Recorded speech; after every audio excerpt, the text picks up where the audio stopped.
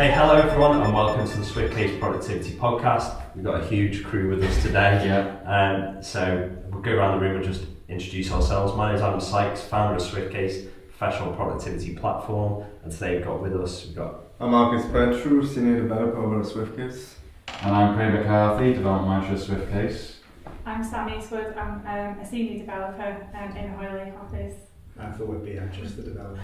that's his title on his profile on the website. Just there. So today we were going to do something a little bit different. So we were talking about how digitally transforming your business and putting in automation. That's a key thing we talk about productivity in our business. But what do you do with all this free time that you get after you've automated everything and improved all your processes and got back all that free time? There was an amazing point, wasn't there, by one of our customers actually, Yeah. who recently said, thanks to your system, it means I can finally take a holiday.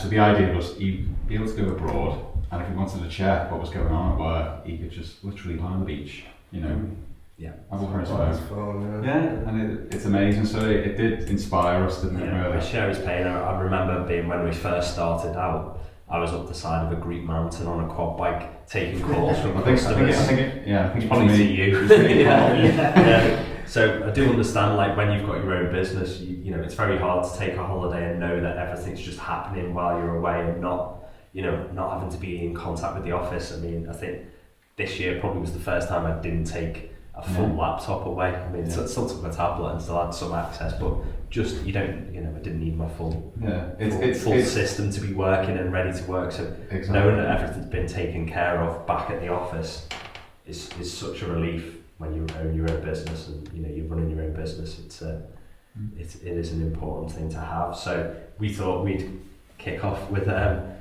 what are our favourite holiday destinations with all this free time. So do you want to start, Alkis? I'll go ahead and start then.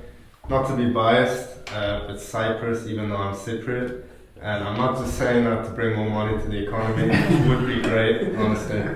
But I honestly think that Cyprus combines the best of everything. You've got your beaches, you've got your mountains, and it's quite a developed country, so it's not like you're going to go anywhere and be worried. Like Adam was saying, take your tablet with you, you'll have Wi-Fi wherever you go. You get the best of Greek culture, best of food, as Adam knows. And overall I think it's a great place to go. So where's your favourite part of Cyprus then? If someone was didn't know anywhere, where would you say recommend for them to go? You see, not to get political about it, but the best part of Cyprus is northern Cyprus. That's currently occupied by Turkish. If I had to say other than that, probably around southwest towards Paphos. I think you get some really nice beaches over there, really nice weather. It is a bit dry, but I would say that's a nicer place to go. It's more touristic for anyone who's not really Greek. So still get your stuffed courgette flowers. Definitely. So that's the origin of where they come from. That's the origin. It's souvlaki, Souvlaki, You're going to claim everything. I am, to be fair, I'll give moussaka to Greece. Don't like it very much. Everyone fights over the Lukumi or the Greek delight or the Turkish delight or Lebanese, whatever they call it. That's the normal one that goes around. But that's a great place. So we know what we're going to eat. We're going to eat some stuffed courgette flowers. We're going to hang out at Paphos, I suppose. What else what's there? But the beaches. Is it the mountains? What's you've got mountains. I mean, you don't really get snow, only really in winter, but if you want to go somewhere other than a beach, if you're there for longer than a week or so, it's quite breezy up there, especially in summer, and it's quite green, quite nice, quite a relaxing destination, especially for the family and that, Sounds great, So I haven't been to Cyprus. I've been to Greece loads, as I'll probably explain in a minute, but I would definitely like to get to Cyprus one day. Just on a tangent, I know my girlfriend, a lot of her family are Cypriot actually, and we are looking to go soon, so I'll be asking Alkis there you go. Advice. You're an insider guy, right? Insider information on the best frappes. I think that's the best way to enjoy any holiday, I think. All the best holidays I've had have involved some inside knowledge, never a package or advice. Sometimes with the guides it can be helpful, but there's nothing like a local's insight, is there? And I agree with that because my holiday destination is Italy. Yeah. Now, I don't want to brag about this, but I got an amazing deal many years ago on this where we covered over 10 days it was 4 different cities, and the package included everything from the flights, trains in between the different cities, and hotels and so on. So it was amazing, and we got to see Florence, Rome, Venice and Milan. So it was a good taste of a load of Italy. And speaking of good tastes, unbelievable. Seamless for me. Oh my word. If you're going to go anywhere in the world for great food, Italy is the one. I mean, to be fair, I love pizza. Despite the fact that I'm an incredibly thin man, I know how to put away a pizza. The best in the world. And in fact, the best thing about it wasn't until the last day, because we were in Milan last and we were going to get the train back to the airport. But we kind of went off the beaten track a little bit, and we just went to this little cafe and we just thought, one last pizza, great. It was really cheap. It was the best pizza I've ever had in my entire life. Yeah. And it just showed me really that you don't have to go to all fancy restaurants or It's the classic thing, isn't it? Eat where the locals eat, because they're going to know the best places to go. Exactly. It usually doesn't look like a restaurant, I found, because when I went around Europe when I was younger, I found a little place in Paris that was tucked away, and it was like someone's living room, and it was just something you chanced upon, and that was the first time I had spaghetti carbonara, and the way they did it was having like a nest of the tagliatelle, I think it was, or it's actually spaghetti, obviously, and they cracked the yolk of the egg in the middle, and it just sat there, and you just it yourself, and it was just absolutely delightful. You see, with places like that, I find like the recipes originate from like grandmothers and such. They come down from generations of They're families. conserving it, aren't they? Exactly. So it's not like a restaurant where they'll just go out and maybe headhunt a chef or something. Yeah. You get on the carbonara debate now. There's specific rules to making a carbonara. Oh, there is, isn't there? Yeah, and there's no cream. Yeah. Right. Definitely no cream and no peas. I remember watching an episode of, I think it was like The Greedy Italians, with what's his name? I think people putting peas in and putting cream. People go, that's the creamy pasta one. It's like, no, it's like, it's eggs, cheese, and like, and pancetta or whatever. And that's it. And the sauce is actually a bit of the pasta water. I know this is off tangent, but this is... No, I know. That's true. And honestly, like Gennaro and what's his name, Colucci, the guy passed away now, isn't he? But they went in somewhere and like one of them suggested like an alternative to this family recipe, and like Alkis just said, they never kicked them out of the restaurant because they were like, how dare you come in here? Like, these are two famous chefs. I mean, like, I think Colucci was even famous in Italy as well, and like they just were like basically never kicked out the restaurant because he dared to question this Italian like family recipe of like the carbonara. International incident when Jamie Oliver sort of like made spaghetti bolognese. Bolognese is another one. I don't want to actually attempt to like say what the ingredients are. It's tomatoes and bloody but certainly like that's not spaghetti either. It's just the sauce, and I think they have tagliatelle is the pasta for that. Yeah, but we're on to another episode about food rules of Italy. But don't break them. Do not insult the Italians by telling them how to change their recipes. But yeah, it was fantastic. The only thing I would probably advise is if you're a fair-skinned man like myself, back to 50, don't go during a drought and a heat wave, because it was 36 degrees in Rome, and I don't know how I survived really. As a ginger man. I haven't been there for 20 years and it was hot, bro. It was that hot. I should probably add a disclaimer then for Cyprus. It gets up to 45 degrees, so perhaps. I was going to say that's very heat compared to like a Greek holiday. But yeah, so where was your favourite city then? Well, I've said to you before, Phil, because you've been to Florence. Florence was a real surprise because it was probably the place I really didn't know that much about. Because Rome, don't you? Venice and Milan, all massively. Mainly through football. So, But yeah, Florence was such a beautiful city, and it really took me by surprise. Like, we were only ever there for like 2 days each, but yeah, no, it was really good. And in fact, what we ended up doing was we kind of wanted to do a tour around the city in a different way, so we did it by Segway, which was really weird. Yeah, but it was really cobbled. Yeah, Another time where I nearly died. Yeah, so it doesn't sound very dangerous, but be careful if you're a tall ginger man. Avoid the segways. With the bad senses. Go to Florence, get pizza down a back alley, and avoid the segways. Yeah, and that's Italy. And don't spend too much on the gondolas in Venice. There we go. Right, so Phil. Yeah. What do you next? When I was a teenager, I spent summer interrailing, and I think it cost about 150 quid for the ticket, I think, to do literally all of Europe. A friend and it was, so when you asked what holiday destination, I just wanted to choose, I immediately thought at that time, I thought, what's the first place that leaves out? And of all the big cities that I went to, so I went up to like Rome, Rome, Milan, Pisa, Florence, loved all those places, went all through like Luxembourg, North France, parts of Barcelona, all these lovely cities, but the place I really loved the most was the one which we were stopping off at because it was just between places and it was the time of day we needed to stop off. And it was just a small French coastal town called Carcassonne, or I don't know how to pronounce it exactly. And what was amazing about it was that it just looked like a small, typical French small town, sort of small city.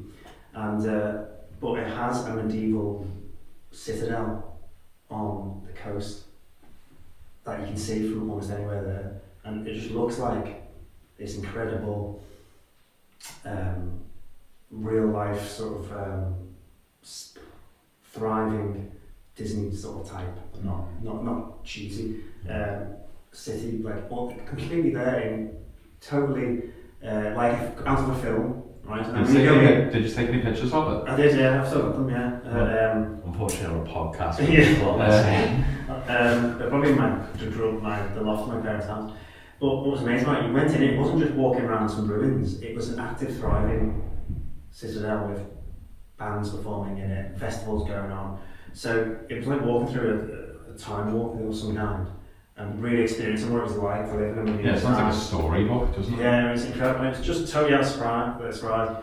And again, the food was incredible. For some reason, I just remember crepe pancakes being incredible, just being made there. And it was just, actually, the closest thing I got to that experience was actually in Luxembourg, where it had a similar kind of aesthetic in a small bit of town there I went to see. But I can't actually remember the name. I've been somewhere similar in Portugal called Óbidos, and it is literally like a wall thing, and you go through like a little archway. You think, oh, it's going to be like, there's people living there, there's proper houses, exactly. Like it's all inside these walls. I mean, we've got Chester not far down the road, but that's a ruined wall, isn't it? These are still proper little walled cities. If we go to like South Wales, something like that, where Graham House was quite still ruins, really odd. You kind of have that, oh right, I've got to use my imagination quite a bit. Yeah. This was incredible. It was just, I think the key part of it was the unexpected nature. I think that makes just another one. So finding something you're not expecting. Yeah, exactly. So the fact that I recommended it is probably brilliant for people. Yeah. Because they need to You need to go without actually knowing it's there. No, just forget what I said and just wander around the south of France and maybe stop all on it. Yeah, so go to Carcassonne, get some crepes. Yeah. What else do you do while you're there? Well, that's it. There's not much else. The atmosphere. Yeah, and it was just like performers, jugglers, and everything, and all the live music was on there. But it was just a sense of like unself-conscious community. Yeah. People were just very relaxed, which I found quite good in France. It was like people weren't very sort of formal or awkward enough. It was just all very easygoing. Yeah. I think that combination of the sort of French character, it being on the coast, being this medieval city and a festival, it was just amazing. So go in July and then you get to experience that. Sounds great. Yeah, Sounds really good. Yeah, Convinced me. yeah. It's quite interesting because I've not actually been to any of the places so Oh, right, far. right, I've yeah. been like quite a few different places. Not been, so it's really interesting to hear new places. Yeah. And I think a fourth place I haven't been to is Sam's. Yeah, I've been to Yosemite a few years ago, and Oh, that was amazing. just was amazed by the peacefulness of the place and the tranquility of it and the vastness of it, just how big it was. And it was just so nice and quiet to feel like you got away from everything. Yeah.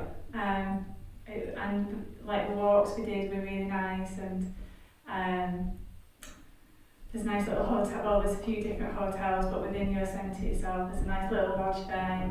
It's got a big open fire. You can get hot chocolate and just curl up and then go for a nice long walk as well. It's The just scale's really like nice. epic, isn't it? Yeah. It's a point Yeah. actually, Lots isn't to it? do, yeah. Well, especially because we're so small here.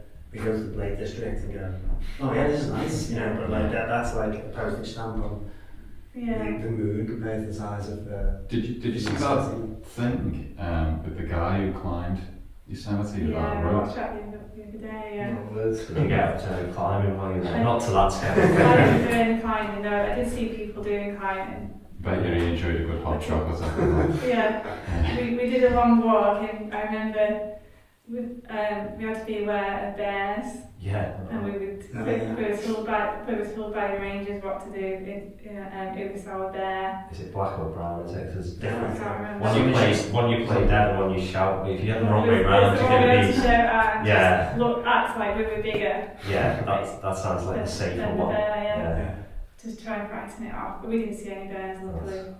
that's handy. So, Always good not to get attacked by a bear or one. it's always nice to have a good story. Bit different. It sounded so peaceful until the birds came along. Yeah, we didn't see any bears, to be fair, so that's fine. There's lots of things to do. And like the guy that did do the climb there, he'd actually practiced, hadn't he, for years. Yeah, he did. I think he did it over 30 times with Yeah. a rope, And I did it and free. then he did it without. It was Did it with a insane. rope, yeah. So when you climbed, what kind of heights are we talking about? Oh, it was insane. Well, you've seen it, Sam. How big are we talking? It was the full mountain. It did, Yeah. yeah. But I don't know. It's 3,000 meters, isn't it? Yeah. It's not Yeah. bad, is it? That's, Yeah, that's pretty They have nice. other camps as well, isn't it? yeah. Yeah. There's another place where they have that a particular time of year. It looks like there's a fire, waterfall, fire. Yeah, he has that on the programme, yeah. Yeah. You didn't go that time of year? No, I mean, with the walkabout we actually did, well, with a few of the walks which we did, it's quite funny, because when you got to the top, there's loads of people there, and you're like, I've not seen anyone on this footpath, not a single soul. But there's actually a lot of them are accessible by road, so you can just Oh, I see. them as well. So annoying. Yeah. Even though it seems tranquil and peaceful, you don't really notice the cars when you are walking and It's like the stuff. Soda Mountain Railway. That's so Yeah. irritating. Yeah. You've like hiked up the side of a mountain, you go up like a big ridge over Crick Rock, and then you get to the top, and there's people there in shorts and t-shirts, like, oh, just come up on the train and have like a nice pot of tea. The problem is that's the misunderstanding fundamentally why it's enjoyable, because you Yeah, it's the It's conquering enjoyable. of the Yeah. Yeah. But I mean, what sort of level of the walk do you need? Like, you say you can get Well, to there's a another good car, range. is it? There's massive range. You can Yeah. just do like local walks through the valley, which don't involve hills. Where you can do like lots of hilly walks, which is what I tended to do. And you just go up, Yeah. and then eventually you get to the top, and then rewarded by amazing views. Yeah. But you can stay low down as well, just in the valley, and do lots of walks down there. So Just get away from it all. yeah. So other than hot chocolate, what's like the best food? I'm obsessed with food. the birds and Steaks and burgers. Yeah. Steaks, isn't it? There? Grilled maybe. Grills, Yeah. food. So American food isn't like Italy, is it? No. Cyprus. They do umami quite well, so you will get a nice regal burger out of it. Yeah, they like size, don't they? Yeah, you get a big plate, don't you? You're never hungry. Yeah. Love it. So you can go and climb up some mountains, you can chase off some bears and have hot chocolate. So Yeah. that's like the key 3 things for Yosemite. So saving the best for last, obviously now, is that So my favourite place to go is an island in Greece called Skopos. So it's only a small island. It's just in the Sporades. So people, not many people have probably heard of it, but it's actually the island that they filmed the first Mamma Mia film on. But to give people context, they might know where that is. But just to be clear, that I was going to this island, I always have to caveat this, long before Mamma Mia was filmed. We were there before then, but I quite enjoy the film because we get to see the places on it, if not the weak storyline involved. And Pierce Brosnan's been to loads of places, like we eat at and so on, but it's a small island. I actually got engaged there. And I got married there as well, so it means like... That's quite important. And it's like, my children's sort of first holiday has been there as well, so we've probably been about 12 or more times to that island. It was my wife's first place where she went abroad, so she was the one who took me there and it was actually the first place I went to abroad, if you don't count Dublin. So that was my first time on a plane, was going over that way as well. So loads of firsts and things were involved, but as well as that, because we are sort of been there that often, we know loads of people there, you just get back there and you just like relax straight away, and there's lots of stuff to do there. There's like, there's all the standard Greek food to burners and all that sort of stuff, but like I mentioned before, we often got a quad bike, and like literally, I think I've been down I've probably been around more roads than some non-locals, like literally off-road up a mountain on a quad bike. Everywhere we've been, there's tons of beaches, from like ones with loads of people there to ones where you'll be the only people on the beach the whole day and you get the whole beach to yourself. There's great sort of places to go on sailing trips, you can go fishing, just a really relaxed atmosphere, and the people are just great. The food's brilliant. Mostly seafood? No, actually that was one big surprise. I always expected that in Greece, but I've been to quite a few of the Greek islands, and seafood's not actually that, I don't know where you found this, Alcus. Seafood's not actually that great in lots of the places where I've been. It tends to still be frozen for some reason. I don't know. That is true, Bro. It's actually weird because a lot of places can actually fish nearby, but they offer seafood. Yeah. I suppose it's a cost efficient solution, but no, I mean, I tend to get like I get octopus and squid quite a bit. Like, I do like octopus, we get that over here, but octopus is that's really typically what's frozen. Yeah, it's frozen, but actually saying that though, the people who get octopus actually say it's better to put it in the freezer because that tenderises it.